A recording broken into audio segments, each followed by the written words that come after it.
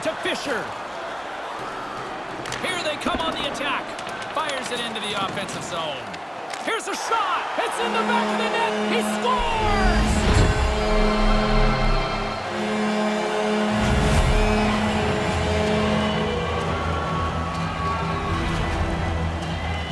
Oh, the D got out of position here. They wandered from the slot.